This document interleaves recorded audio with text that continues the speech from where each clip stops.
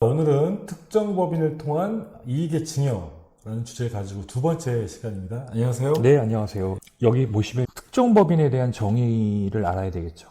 예, 그렇습니다. 모든 거래가 아니라 특정한 거래에 대해서 세금을 매기겠다는 거예요. 그 다음에 증여 의제라고 했잖아요. 이건 증여로 간주하겠다는 의미입니다. 실질적인 증여는 아니지만 간접적 증여지만 직접적 증여와 같이 보겠다. 이런 개념이죠. 증여로 보겠다. 네, 그렇죠. 예전에는 특정 법인이라는 개념도 없었고요. 법인과 개인의 별도의 그 경제의 주체로 보고 이런 증여의제 규정이 없었는데, 이렇게 특정 법인과의 특정 거래를 통해서 자산이나 부를 자녀에게 물려주는 이 조세협 현상이 많이 생기기 시작하면서부터 이 제도가 계속 강화되어 왔습니다. 그래서 예를 하나 드리면, 법인이 있어요. 아직까지는 이게 특정 법인이 아닙니다. 여기 지배주주라고 할 수 있는 법인의 주식 지분 중 주식 보유율이 가장 높은 개인을 말합니다. 가족법인인 경우에는 이 특수관계인들, 가족들 지분이 보통 100%죠, 대부분이. 그렇죠. 친족, 다 특수관계인이죠. 여기 특정 법인에서의 핵심은 30% 이상의 예, 30% 이상이 예. 있으면 네. 이 법인을 일단은 특정법인이라고 한다. 이게 상증법에서는 이제 이렇게 특정법인이라고 하는 별도의 명칭을 쓰고 있습니다. 네. 자, 그럼 이런 특정법인에 자녀들의 부모님이 10억이라는 현금 또는 뭐 부동산이 됐든 재산을 증여하면 어떤 문제가 생길까요? 뭐 중요한 문제가 발생하겠죠. 예, 법인은 10억이라는 재산을 증여받았지만 법인은 증여세라는 게 없습니다.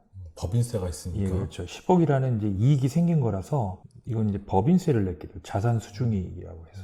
자산 수중 이익. 예, 그렇죠. 자산을 증여받아서 생긴 이익이라서 법인세를 내게 되면, 아시겠지만 법인세는 2억을 기준으로 2억 이하는 2억 초과는 19%. 네. 훨씬 세율이 적잖아요. 맞습니다.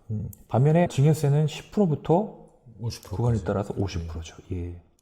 그래서 이런 식으로 법인에 증여하는 것으로 법인세 내는 걸로 끝나버리면 이 자산가들은 대부분 자산을 다 법인에 증여하고 끝내겠죠. 그러면은 법인을 통해서 부모의 자산이 자녀들에게 승계되는 그런 효과가 생기지 않겠습니까? 그죠? 그렇죠. 네. 그래서 특정 법인의 특수관계인인 자녀들이 일정 이익을 얻게 되면 그 이익에 대해서 증여세를 부과하겠다라는.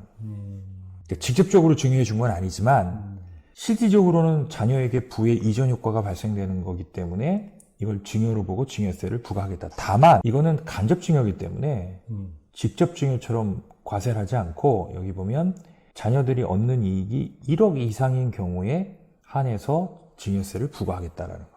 반대로 얘기하면 1억 이하는 증여 이익으로 보지 1억 않겠다. 미만인 경우에는 증여를 보지 않겠다. 근데 거기서 절세 포인트가 생기는 거죠. 특정 법인과의 거래를 통한 이익의 증여라는 거는 30% 이상의 지배주주인 자녀들이 1억 이상의 이익을 봤었을 때 네. 증여로 본다. 그렇죠. 그러면 여기서 이제 소장님 하나 궁금하지 않으세요? 이 누가 1억이라는 기준을 정했을까? 누가 정했습니까? 저 이제 이런 게 관심이 많아요. 이건 법 만든 사람이 정했겠죠. 그렇죠. 근데 이게 이제 이건 거예요. 9,990만 원하고 1억하고 이 단위가 억 단위가 되는 순간 30년 전에도 1억은 굉장히 큰 돈이었고, 지금도 물가 상승을 고려해 지금도 1억이라는 돈은 굉장히 큰 돈이에요. 적은 게 아니죠. 심리적으로. 그죠? 네. 저는 이제 만든 분이 이게 아무래도 이제 1억 넘어가면 굉장히 큰 돈 아닌가? 라고 생각했을 것 같아요. 근데 이제 이 특정 법인과의 거래를 통한 이익의 증여 의제가 너무 활성화되다 보니 이 1억의 기준이 낮아질 가능성이 굉장히 높다. 낮아질 것 같습니다. 네. 네네네. 우리가 이제 개인 간에 자금을 무상으로 빌려주거나 할 때, 요 무상으로 돈을 빌려주고 이자를 안 받는 거잖아요. 그거를 이제 4.6%로 계산해서 무상 금전 대여를 통해서 상대가 얻는 이익이 1,000만 원이 넘을 때, 요때는 여기 1,000만 원이거든요. 네네. 그래서 저는 이제 조만간에 요 1억이 1,000만 원대까지 떨어질 것 같아요. 왜냐면 본질은 다 똑같거든요. 무상으로 자녀한테 돈을 빌려줘서 자녀가 부모의 덕을 보는 거죠.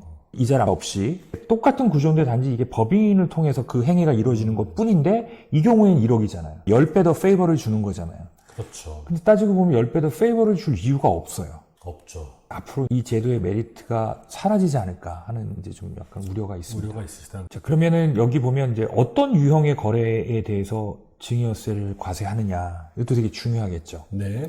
자, 이거는 이제 재산이나 또는 용역에 무상으로 제공할 경우입니다. 또 가와 대가 간의 현저한 차익이 있을 경우에. 그래서 법은 이 현저한 차익에 대해서 시가의 30%, 또는 차액의 3억 이상, 어디서 많이 본 숫자죠? 주식 거래할 때. 네, 그렇습니다. 요 이상인 경우에 또 과세 대상 거래 유형이다라고 보고 있는 거고요. 또 이런 경우 있죠. 자녀 회사에 돈을 빌려줬어요. 그 아버지의 채권이잖아요. 네. 법인은 채무고 그 채무를 면제해 주는 경우.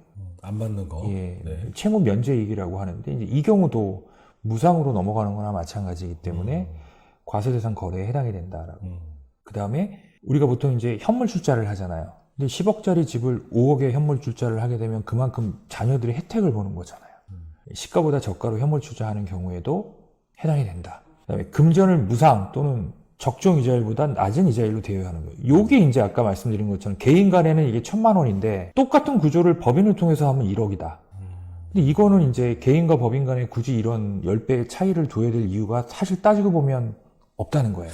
지금 아까 말씀하신 1,000만 원이라는 게 이자 기준이죠? 그렇죠. 그거 한 번만 설명해 줄 수 있어요? 예, 여기 보시면 금전을 무상으로 네. 또는 적정 이자율보다 낮은 이자율로 대출을 받은 경우 타인으로부터, 이 타인은 이제 보통 이제 부모를 얘기할 수 있겠죠. 네네. 적정 이자율을 어떻게 정하느냐? 적정 네. 이자율은 이제 세법상의 적정 이자율을 4.6%로 봅니다. 그러면 예를 들어서 금전 무상 대출에 따른 이익이 1,000만 원 이상인 경우에 과세된다고 했잖아요. 네네네. 그럼 이 1,000만 원을 4.6%로 나누면 얼마까지 무상으로 빌려줘도 증여세가 발생하지 않느냐? 이 계산 산식에 따르면 이제 2억 1,700만 원까지는 이자 없는 조건으로 무상으로 빌려줬더라도 4.6%로 계산한 이자 소득이 1,000만 원이 넘지 않기 때문에 증여세가 과세되지 않는다는 거예요. 2억까지는 무상으로 줘도 세금이 없다. 그렇죠. 그런데 이게 법인을 통한 간접 증여를 할 경우에는 네. 자녀가 100% 지분을 갖고 있는 회사라면 네. 10배니까 얼마예요? 21억까지 법인에 대여를 하더라도 증여세가 자녀한테 발생하지 않는다는 거죠. 핵심이 똑같은 건데 그렇군요. 법인인 경우에는 이게 21억까지 올라가는 거니까 그래서 어그로끄는 이제 유튜브나 기사들을 보면 자녀 법인에 21억을 빌려줘서 부동산 투자를 해라. 뭐 이런 식의 이제 자극적인 기사들이 굉장히 많이 나오고 있죠. 실제 가능할 것 같은데? 지금 현행세법에선 가능한데 네네.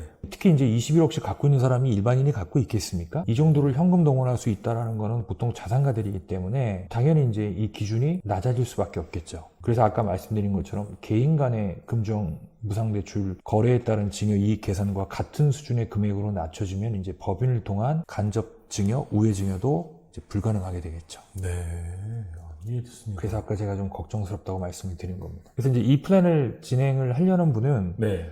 분명히 바뀝니다. 제가 예전에 그 초과배당도 증여세 과세될 거라고 증여세 과세되기 한 2년 전부터 이 얘기를 꺼냈는데 이제 2년 후에 조세 회피다라는 판정을 내리고 이제 초과배당에 대해서도 증여세 과세되는 걸로 법이 바뀌지 않았습니까? 그 상황을 봐서는 충분히 세법이 개정될 가능성이 높다라고 보고 있습니다. 네.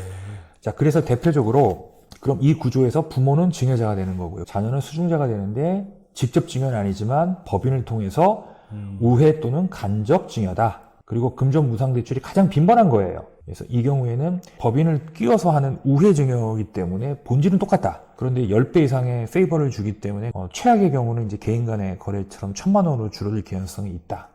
이런 점 하나. 이런 거래가 많은 유형 중에 하나가 개인 부동산을 법인에 증여하는 경우와 또 무이자로 현금을 법인에 대여하는 경우, 가수금 얘기하는 겁니다. 네. 그다음에 법인에게 하는 초과배당. 이 세 가지가 가장 빈번한 과세 대상이 되는 거래라고 보시면 될 것 같습니다. 개인 간 무상 대여의 경우는 이자 상당액이 1천만 원까지 증여세를 부과하지 않지만 법인은 이자 상당액 1억까지 증여세가 부과되지 않습니다. 이 부분은 간접 증여를 통한 커다란 이익입니다. 기억해 주세요. 자, 오늘은 특정 법인과의 거래를 통한 이익의 증여라는 주제를 좀 전체적인 구도를 말씀해 주셨고 저는 굉장히 쉽게 이해를 했습니다. 얘기를 설명을 잘 해주셔가지고요. 자, 다음 시간에 특정 법인과의 거래를 통한 이익의 증여 주제를 계속 진행하도록 하겠습니다. 감사합니다. 네, 고맙습니다.